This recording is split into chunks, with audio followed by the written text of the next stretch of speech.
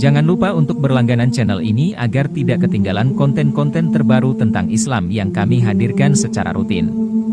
Kami berharap bahwa channel Pecinta Ilmu dapat menjadi sumber inspirasi dan pengetahuan yang bermanfaat bagi Anda semua dalam menemukan kedamaian, kebijaksanaan, dan kesuksesan spiritual. Terima kasih telah bergabung dengan kami di channel Pecinta Ilmu. Hadis ini adalah hadis yang menjelaskan kepada kita tentang keutamaan sabar di atas al-bala, di atas ujian dari Allah Subhanahu wa ta'ala. Manusia tidak lepas dari tiga kata: haznun wa ghammun wa hammun. Haznun artinya kesedihan, sedih memikirkan sesuatu yang sudah berlalu. Entah yang lalu-lalu kita pernah sukses kemudian hilang kesuksesannya, entah dulunya punya orang-orang yang dicintai kemudian sudah pergi meninggalkannya, entah dulu dia pernah kaya kemudian dia miskin, teringat masalah. Haznun, sedih jadinya, terpikir terus. Yang kedua, ghammun, susah menghadapi sesuatu yang sedang berlaku. Susah karena mungkin karena ekonomi, karena kesehatan, karena mungkin pasangan, anak-anak, dan begitu seterusnya. Kemudian yang ketiga, hamun, bingung memikirkan masa depan. Jadi manusia tidak lepas dari tiga perkara ini: sedih memikirkan yang sudah berlalu, susah memikirkan yang sedang berlaku, bingung memikirkan yang akan terjadi masa depan. Manusia tidak lepas dari tiga perkara. Kalau tidak sedih, stres. Kalau tidak stres, susah. Itulah manusia, ya. Ma'asyiral muslimin yang dimuliakan Allah Subhanahu wa ta'ala, Nabi Ya'qub alaihi salatu wassalam, ketika datang 10 anaknya merayu dirinya untuk membawa Nabi Yusuf bermain ke tempat yang jauh, Yakub tidak memberi izin waktu itu. Tetapi dengan berbagai macam alasan, akhirnya 10 anak Yakub ini berhasil merayu ayahnya sehingga membawa Nabi Yusuf. Yusuf ketika itu masih kecil, belum balik, masih 10 tahun usianya. Kemudian diajak main jauh. Rupanya setelah pulang tak dibawa pula anak itu dan dihabarkan mati diterkam serigala. Kemudian ditunjukkan bajunya yang berlumuran darah, padahal darah kambing. Yusufnya dimasukkan ke dalam sumur. Maka Allah Subhanahu wa ta'ala menjelaskan dalam Al-Quran kesedihan Ya'qub alaihi salatu wassalam. Sedih luar biasa, sampai Allah katakan bahwa air mata yang keluar daripada kedua mata Nabi Ya'qub itu sudah tidak bening lagi, tetapi yang keluar itu air mata berwarna putih. Sampai-sampai Allah katakan seperti itu, ya, tabyaddu aynahu wa huwa kadhib. Jadi tetesan air matanya itu sudah warna putih, sudah las, itu tidak ada lagi air mata yang keluar, saking sedihnya. Sebab itulah kemudian Ya'qub mengalami kebutaan, karena bertahun-tahun memikirkan Nabi Yusuf, menangis. Tapi walaupun demikian, Ya'qub sabar dan mengatakan kepada Allah Subhanahu wa ta'ala, innama ashku bathi wa huzni ilallah. Kata Ya'qub, sesungguhnya saya yang bisa mengadukan keperitanku dan kesedihanku kepada Allah Subhanahu wa ta'ala. Karena kesabaran dan doa Nabi Ya'qub bertahun-tahun, akhirnya Allah pertemukan juga Ya'qub dengan putranya Yusuf. Bahkan dalam kisah Israiliyat, kesedihan Ya'qub ini sampai Allah utus malaikat Jibril dan mengatakan, ya Ya'qub, kalau seandainya putramu Yusuf itu mati, pasti Allah akan hidupkan kembali, untuk menghibur Nabi Ya'qub. Terkadang kesedihan itu melanda kepada seorang nabi, tetapi yang kita contoh bukan kesedihannya, bagaimana dia menghadapi kesedihannya. Sabar, dan terus mengadukan kepada Allah Subhanahu wa taala. Karena begini ma'asyiral muslimin, kalau kita lihat di masyarakat, ada orang-orang yang tidak tahan apabila ditimpa musibah, contoh umpamanya sakit yang berkepanjangan. Setahun tak sembuh, 2 tahun tak sembuh, 10 tahun tak sembuh. Akhirnya apa? Merasa merepotkan orang lain, dia pun berangan-angan ingin mati pula. Banyak orang kayak gitu. Daripada saya merepotkan orang, mati sajalah. Atau mungkin orang yang dicintainya mati, dia punya anak si mata wayang mati, dia pun ingin mati juga. Ada juga yang seperti itu. Padahal ketika pamannya Nabi SAW, Abbas ibn Abdul Muttalib, detik-detik wafatnya itu sedang sakit parah. Abbas itu sedang sakit parah.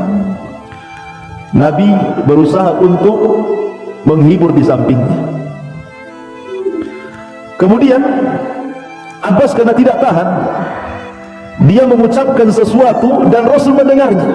Apa ucapan Abbas itu? Sesungguhnya aku ingin mati lebih cepat. Maka Nabi SAW mengatakan kepada Abbas, ya ammi, la tatamannayanna ahadakumul maut. Tidak boleh salah seorang di antara kalian berangan-angan untuk mati. Rasul mengatakan kepada Abbas, tidak boleh orang itu berangan-angan ingin mati, tidak boleh. Bidhurrin asabahu, dengan madarat apapun yang menimpanya, tidak boleh, dilarang, haram seorang pengen mati itu. Apa alasannya? Kata Nabi, imma muhsinan fala'allahu yazdad wa imma musian fala'allahu yasta'tib. Rasul menasihati pamannya Abbas, kenapa engkau tidak boleh berangan-angan ingin mati wahai ammi pamanku? Boleh jadi kalau Allah berikan umur yang panjang, tiba-tiba engkau berbuat baik, kau bisa menambah pahala. Atau mungkin engkau meninggalkan dosa, kemudian Allah beri panjang usia, itulah kesempatan tobat.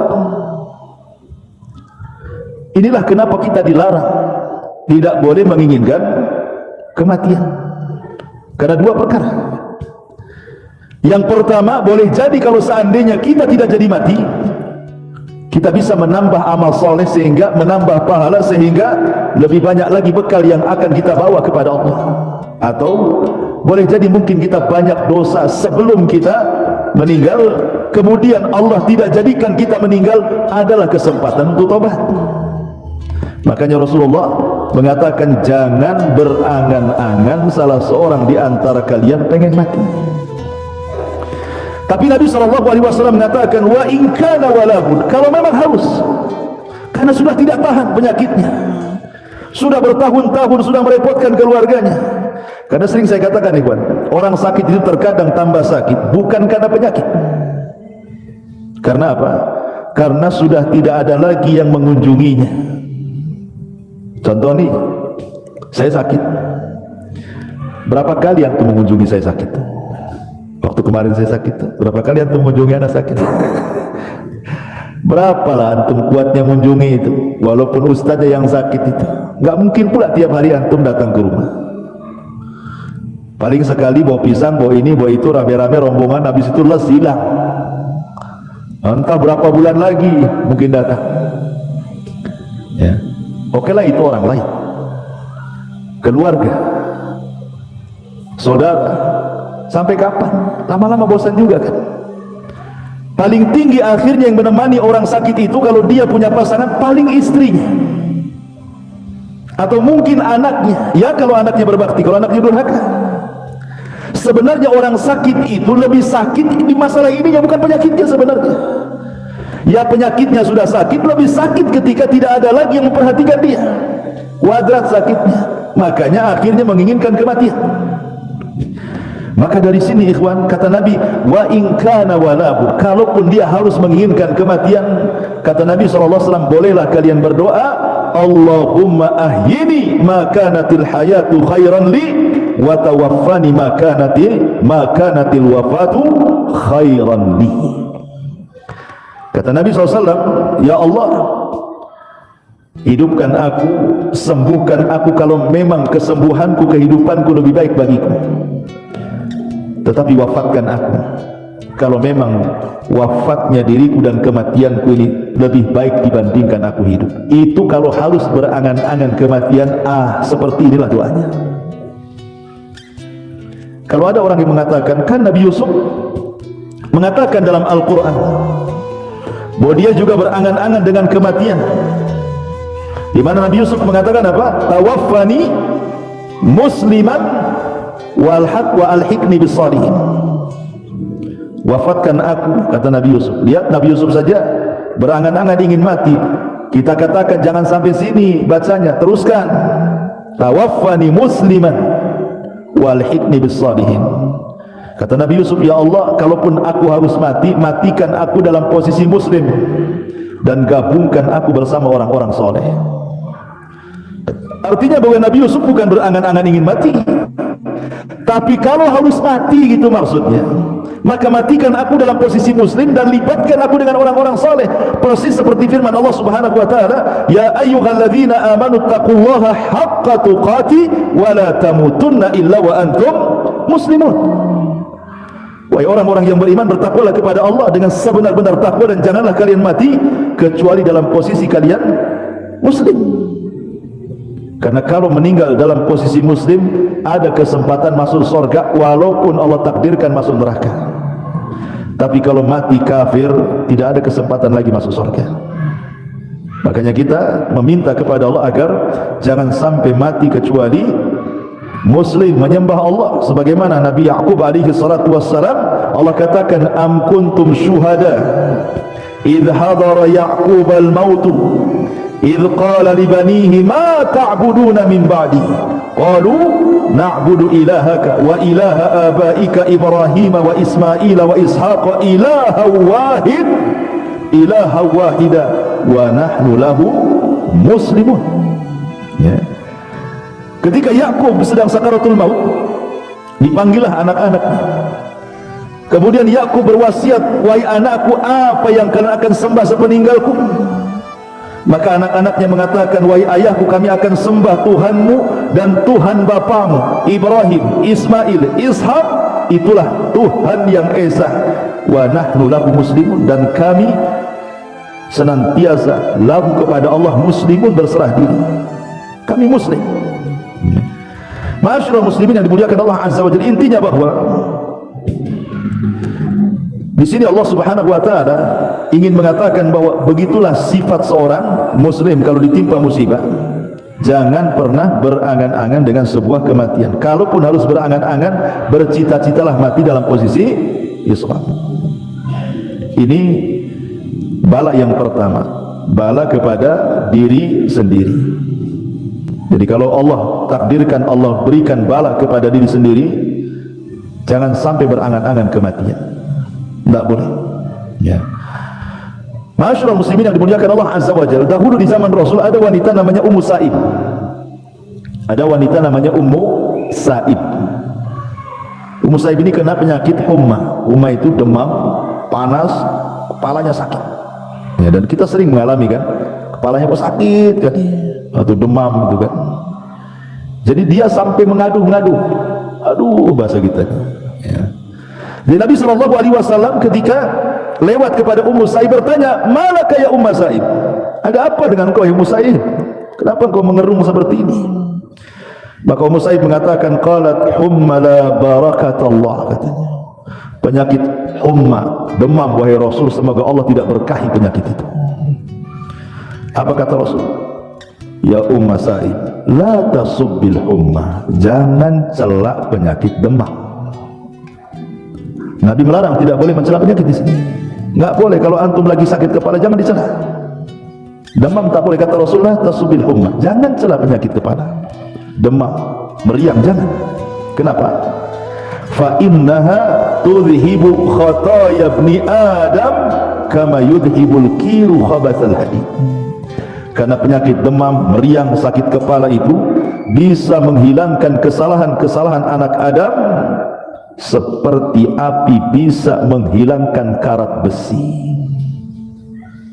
Kan banyak di antara kita ini mencela penyakit, saking keras sampai ditepuk-tepuk tuh kepala tuh. Sabar saja. Makanya kata Nabi SAW, isbir wahtasib. Kalau Allah Subhanahu wa ta'ala memberikan bala kepada kita ujian, pertama sabar, yang kedua mintalah pahala dengan penyakit itu kepada Allah. Karena hanya dengan dua kata ini, inilah yang bisa mengangkat derajat dan menghilangkan dosa. Coba bayangkan ikhwan, kalau kita sholat malam tahajud, belum tentu antum bisa bangun. Ya kan, sepertiga malam antum bangun, malam-malam dingin-dingin, apalagi empuk dinginnya, malas lah makin kita bangun. Dan itu bisa menghilangkan dosa-dosa kita. Tetapi cukup kita sabar dengan penyakit demam, tak perlu antum bangun malam. Sabar aja dengan demam. Kalau tidak sabar ya minum bodrek lah. Bila demam makin. Artinya bahwa jangan mencela penyakitnya, gitu maksud. Karena penyakit itu sebenarnya bisa mengangkat derajat dan menghilangkan dosa. Ini yang pertama. Tetapi ada satu kaidah sebelum saya lanjut. Kata para ulama, kullu murri saufa yamurru liya'tiya ba'dahu bil yusri yasurru. Apa kata orang Arab? Kullu murrin saufa yamurru liya'tiya ba'dahu bil yusri alladhi yasurru. Apa maknanya? Setiap keperitan hidup pasti akan berlalu, dan akan datang setelahnya kemudahan yang membawa kebahagiaan bagi hidupnya. Tidak mungkin Allah Subhanahu wa ta'ala, ikhwan, kalau menimpakan sebuah musibah, entah penyakit, entah yang lainnya, sakit terus dari awal sampai akhir. Tidak, pasti ada sembuhnya juga. Atau Allah berikan kefakiran, fakir terus, pasti Allah akan berikan juga kecukupan hidupnya. Karena Allah yang mengatakan wa tilkal ayyam nudawiluha bainan nas, namanya hari-hari kan diputarkan, ikhwan. Maka sering saya katakan, saya, anda, siapapun, pasti dalam hidup kita mengalami kesulitan yang rasanya kita tidak bisa keluar dari kesulitan itu. Kiamatlah sudah. Tapi seiringnya waktu, sudah lupalah keperitan yang pernah antum rasakan dulu itu. Sekarang antum bisa tersenyum, tertawa, bahkan tak ingat pun keperitan yang sudah antum lalui dulu. Siapa yang menghilangkan kalau bukan karena Allah? Karena setiap kesulitan itu Allah datangkan dua kemudahan. Inna ma'al usri yusra. Inna ma'al usri yusra. Ketika Allah menyebutkan kalimat al-usri menggunakan alif lam. Ketika Allah menyebutkan yusran, Allah nakirahkan. Maknanya apa? Al-usri ketika dibuat alif lam berarti usri yang pertama adalah usri yang kedua. Tetapi ketika Allah mengatakan yusran menggunakan nakirah, menggunakan tanwin tanpa alif lam, nakirah itu tufidul umum, berarti kemudahan yang pertama bukan kemudahan yang kedua. Kesulitan yang pertama adalah kesulitan yang kedua. Maknanya setiap kesulitan Allah datangkan dua kemudahan, tiga kemudahan, empat kemudahan, dan begitu seterusnya. Karena Allah tidak mungkin membebankan sesuatu kecuali yang bisa dipikul oleh hambanya. Tidak mungkin, Allah tidak pernah zalim. Menimpakan musibah itu berlebihan di luar batas manusia, itu mustahil, ikhwan. Kita saja yang merasa bahwa Allah sudah melebihkan musibahnya karena dia tidak mau menghadapinya. Sebenarnya tidak ada persoalan kalau dihadapi itu mudah sebenarnya. Terkadang ada orang yang terkalahkan sebelum perang, sehingga merasa bos, rasanya benang ini kusut semua, rasanya air ini keruh semua. Tidak ada air keruh kecuali bisa dijernihkan. Tidak ada benang kusut kecuali bisa diluruskan. Karena Allah yang membuat masalah, Allah yang mengangkatnya. Minta kepada Allah, ya. Kemudian yang kedua, kata Nabi SAW, wa waladihi. Terkadang Allah berikan musibah itu, ujian itu dari anak, ya. Seperti umpamanya di zaman Nabi SAW, ada seorang sahabat bawa anak kecil, ya usianya 5 tahun, 6 tahun, lucu-lucunya digendong bapaknya, hadir di majlis Nabi. Jadi terkadang dicium-cium lah anaknya, kayak kita lah bawa anak kecil kan, kadang lari sana kemudian nempel lagi, kita cium lagi, sedang ngaji, namanya anak-anak kan begitu. Jadi Nabi heran, Kata Nabi SAW, atuhibbuhu ya fulan, kau suka ya, kau cinta dengan anak? Maka orang ini mengatakan, ya Rasulullah, ahabbaqallahu kama uhibbuhu, sebagaimana Allah fitrahkan kepadaku, aku mencintai engkau, begitulah kecintaanku kepada anakku ini. Setelah beberapa hari, orang yang bawa anak, yang mencium-cium anaknya di majelis Nabi, yang sangat mencintai anaknya sama dengan mencintai Rasul itu, nggak pernah hadir lagi. Jadi Nabi bertanyalah, mana fulan, aina fulan, mana fulan yang kemarin bawa anak itu, kok nggak pernah hadir lagi, kemana dia? Akhirnya dicari-cari berita, rupanya dia tidak hadir lagi di majelis taklim karena dia dirundung kesedihan. Anak si mata bayangnya itu yang suka dibawa di majelis taklim itu rupanya meninggal dunia.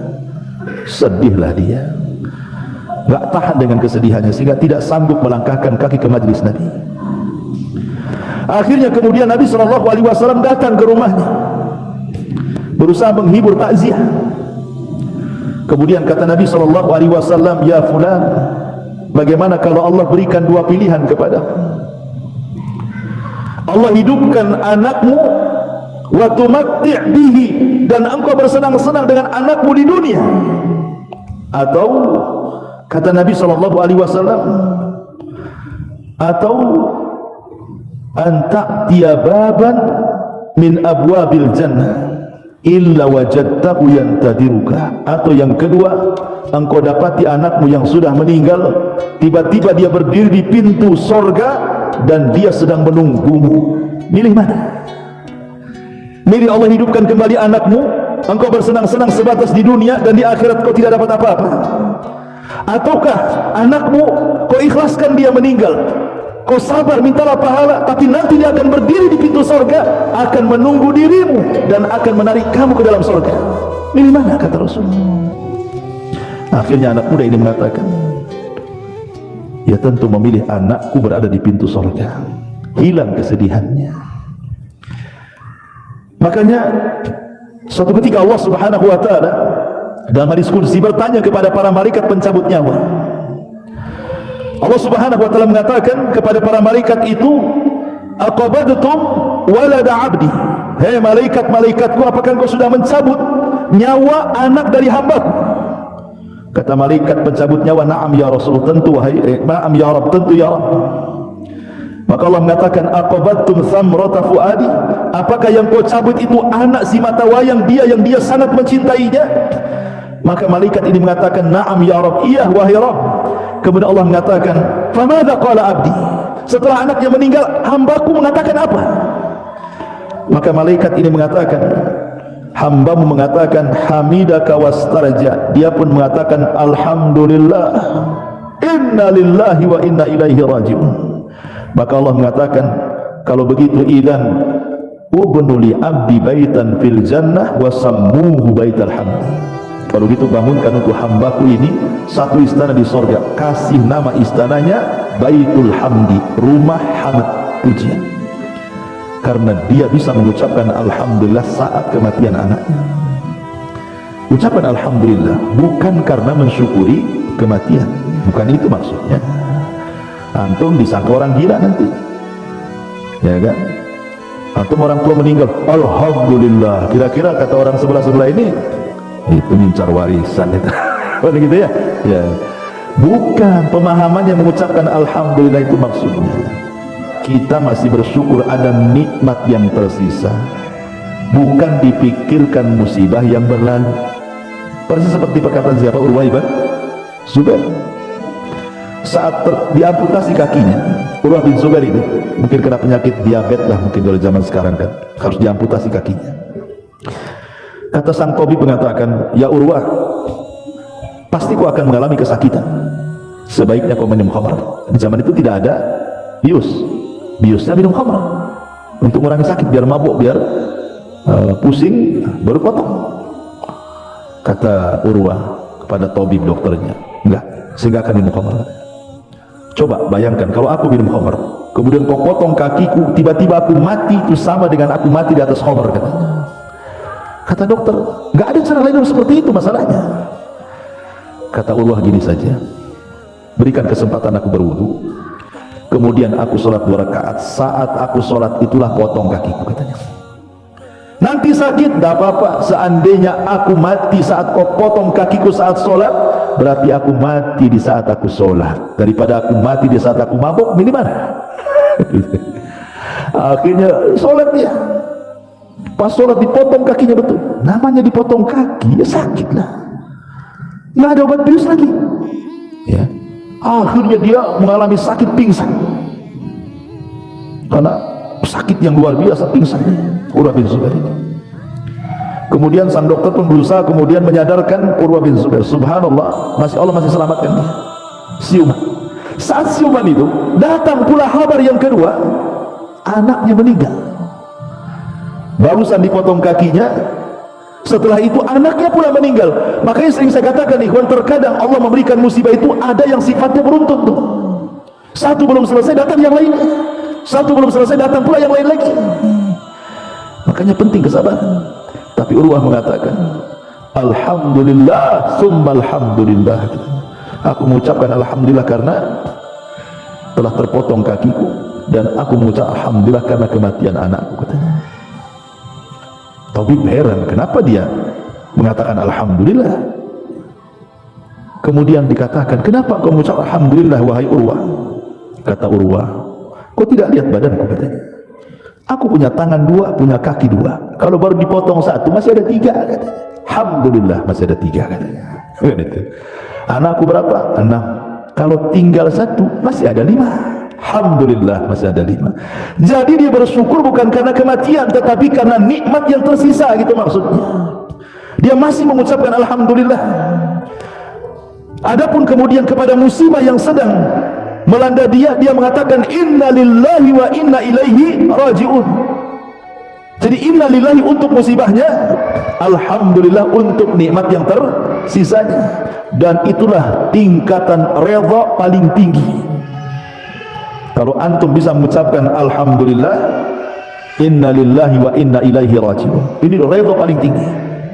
Karena manusia menghadapi musibah itu kan ada 4 macam. Sering saya ulang-ulang. Pertama, ada orang yang tasakhut. Tasakhut itu apa? Tidak redha dengan hatinya, asik moring-moring, marah-marah saja dengan musibahnya. Asik saya terus, ya Allah, kenapa saya terus ditimpa penyakit? Kenapa orang sehat-sehat saja? Kenapa anakku terus yang sakit? Kenapa anak orang sehat? Kenapa usaha aku masih gulung tikar? Kenapa usaha orang masih makin maju saja? Allah disalah-salahkan dia. Ini namanya tasakhut. Ya, ini seburuk-buruk manusia, tidak bersyukur. Yang kedua, pura-pura sabar, diam saja. Tapi kalau diajak ngobrol keluar semua isinya. Ya, kalau disenggol sedikit keluar semua isinya. Kemudian, nah itu tapi masih mendingan lah yang kedua ini dibandingkan yang pertama kan, karena dia tidak tasabut, mulutnya dia diam saja, cuman hatinya berontak, tidak redha, mulutnya bisa sabar diam. Ya.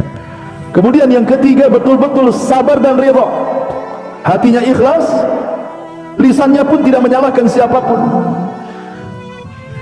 Kemudian yang keempat, bukan hanya redha, bukan hanya ikhlas, bukan hanya sabar, tapi dia bisa mengucapkan alhamdulillah. Maka itu tingkat yang paling tinggi dalam redha. Ya. Kembali, bahwa kalau seandainya Allah takdirkan anak kita meninggal, seharusnya apa? Bahagia. Karena anak kecil itu kalau meninggal, dia akan jadi syafaat bagi orang tuanya. Makanya dalam sebuah hadis, anak-anak yang meninggal itu, yang belum balik, maka dia akan menunggu di pintu surga. Kemudian Allah katakan, udkhulul jannah. Anak-anak, ngapain kau di pintu surga? Masuk, masuk, masuk, katanya. Jadi anak-anak kecil tuh banyak di pintu surga. Maksudnya anak-anak yang meninggal ketika belum balik. Tentu anak-anak orang-orang yang mukmin, yang muslim. Kalau anak kafir, kafir tidak bisa dapat syafaat. Ya. Jadi anak-anak itu di pintu-pintu surga Allah mengatakan, udkhulul jannah, masuk, masuk ke dalam surga. Tiba-tiba anak-anak itu mengatakan, la ya Rabb, hatta yadkhulu abauna wa ummahatuna. Tidak ya Rabb, sampai kami bawa bapak-bapak kami dan ibu-ibu kami. Enggak mau masuk anak-anak itu. Ya. Kemudian Allah katakan lagi seperti itu, tetap jawabannya seperti itu sampai 3 kali. Akhirnya Allah mengatakan, udkhulul jannah antum wa aba'ukum wa ummahatukum, katanya. Ya sudah, kalau gitu masuk ke surga, ajak bapak ibu masukkan sekalian, katanya. Subhanallah. Ya. Jadi Allah Subhanahu wa taala kalau takdirkan ada ujian kepada anak kita meninggal dunia, maka sabarlah dan ihtisablah mengharap pahala Allah. Bukankah Nabi SAW diuji juga kan, anaknya meninggal kan? Qasim meninggal di waktu bayi, Abdullah meninggal di waktu bayi, Ibrahim pula meninggal di waktu bayi. Tiga-tiganya putra Nabi meninggal di waktu bayi. Kemudian yang terakhir, kata Nabi SAW, ujian kepada diri, ujian kepada anak, ujian kepada harta. Terkadang ada orang itu diuji dengan kefakiran, hartanya diludeskan, fakir dia. Dan ini juga terkadang membuat stres manusia kan. Jangankan lagi orang memang nggak pernah kaya, orang kaya fakir saja kepikiran. Tetapi di sini dari sisi akidahnya, ikhwan, sebelum saya jelaskan yang ketiga, ada sisi akidah yang penting. Ada di antara manusia ketika diberikan ujian yang berat oleh Allah Azza wa Jalla tidak sabar, akhirnya kemudian apa? Mengadu nasib. Kemana? Ke dukun. Ada orang tidak tahan sakit karena sudah lama sakit. Kemudian adalah bisikan dari tetangganya, oh datanglah ke itu paranormal anu tuh, itu bisa nyembuhkan loh, udah banyak terbukti. Setan datang, akhirnya menggoda, walaupun di awalnya muwahhid pun tergoda juga. Nggak tahan sakit, bawalah ke dukun, yang penting sembuh. Jadi saya katakan bahwa kalau ada musibah tidak perlu datang ke dukun. Apa yang datang ke dukun? Dukun itu penghayal semuanya. Maka hiduplah dengan kenyataan, hadapilah secara real. Kita ini punya alam sendiri, jin punya alam sendiri. Nggak perlu komunikasi dengan jin. Yang lebih parah pula minta nikah dengan wanita jin, makin bingunglah kita. Secantik-cantiknya jin itu jelek. Seorang syekh pernah meruqyah, rupanya yang masuk ke tubuh orang yang kesurupan ini jin yang paling cantik di kabilahnya. Ketika ditanya, bagaimana bentukmu? Dia mengatakan, aku punya 9 kaki, katanya.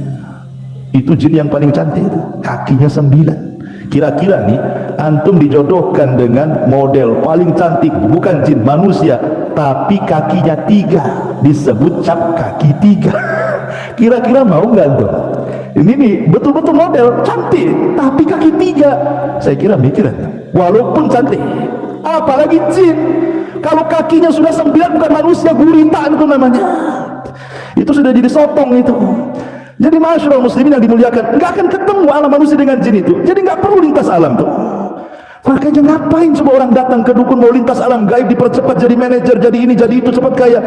Itu semua hayalan. Makanya kalau saya katakan berbicara soal masalah ujian, musibah dan begitu seterusnya, hadapilah kenyataan. Yang ada di depan kita, itulah hadapi kenyataan seperti itu. Kalau memang Allah takdirkan masih miskin, berdoa, bekerja, dan begitu. Tidak perlu datang ke sana kemari. Anda miskin datang ke dukun, makin miskin lah. Karena uangnya habis sama dukun kan, itu miskin kuadrat namanya. Baik. Jadi ujian yang ketiga adalah ujian kepada harta. Ujian harta ini dua, bisa kaya, bisa miskin, dua-duanya ujian. Justru kaya itu ujian lebih berat lagi, karena soalannya dua, dari mana kau dapat, kemana kau belanjakan. Kalau orang miskin mau ditanya dari mana kau dapat, kemana kau belanjakan, aku tak dapat, macam mana mau belanja, katanya kan, nggak bisa dia. Kalau orang kaya sibuk dua-duanya tuh, dari mana, oh ya hasil ini hasil itu, kemana kan kau tuh, dua soalnya. Makanya kalau kita bicara tentang harta, ada orang itu satu, cara carinya halal, cara membelanjakannya halal, berkahlah hartanya, karena bisa menjawab dua soalan. Yang kedua, cara kerjanya halal, dibelanjakannya haram. Capek dia kerja, 1 bulan dia banting tulang keras, terus bekerja, keringat bercucuran, sudah gajian 1 bulan untuk berzina, untuk hura-hura, poya-poya dan begitu seterusnya. Maka dia tidak selamat dari pertanyaan yang kedua, tapi selamat dari pertanyaan yang pertama. Dari mana harta? Selamatlah antum. Kemanakan harta? Tak selamat antum. Ya. Yang ketiga, caranya haram. Caranya haram, rampok, ya, mendustai orang, mengambil hak orang, tapi disumbangkan ke masjid. ke anak yatim. Berarti di sini yang membelanjakannya benar, ya kan? Caranya yang salah. Gimana ceritanya kalau yang seperti ini? Tetap dua-duanya ditanya. Dari mana dan kemana? Dua-duanya kena dia. Kenapa? Karena niat baik menyumbang itu tidak cukup kalau cara dari awal itu salah. Kenapa? Innallaha thayyibun la yaqbalu illa thayyiban. Allah itu baik, tidak menerima kecuali yang baik.